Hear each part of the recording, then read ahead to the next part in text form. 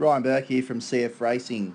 So today we're just going to show you a demonstration of front scull. So we're going to look at three different camera angles of front scull, and front scull is going to help you to achieve a better feel or a better hold of the water, and just enable you to understand what it's like to hold the elbow high. Okay, because a lot of people will drop their elbow in the initial catch phase of freestyle. So first off, we're looking at the side-on view here, and it's like a figure-8 motion. So I'll just slow this down here.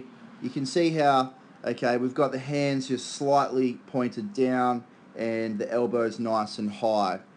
Okay, so almost like windscreen wipers, I like to refer to this as. And you just notice here how the elbows don't move very much. So we're really opening and closing the hands and the forearms. Okay, really important to try and keep the wrist and the forearms as one paddle.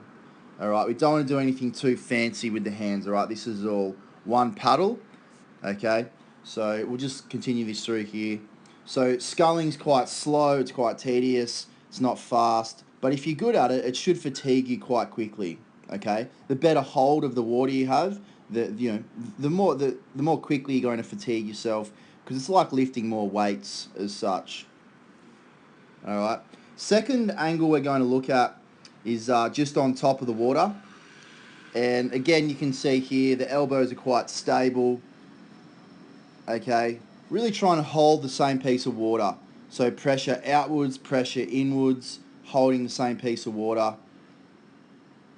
Alright, again, it's pretty slow. We're not trying to race here, we're just trying to get a good feel, good grasp of the water. Finally, let's have a look at the front-on view.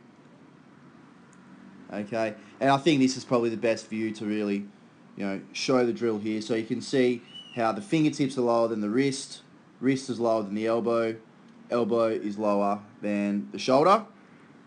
Alright, and we're really pressing that water out and then pressing that water back in. The biggest mistake we see is people tend to do a bit of a breaststroke.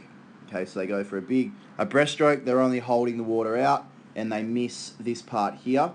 Okay, pressing that water back in.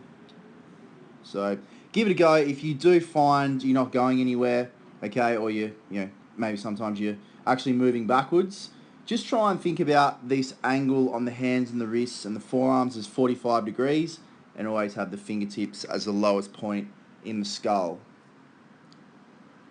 Okay, so unless you have the luxury of swimming 20k a week, this is a very good way to really fast track your feel and hold of the water.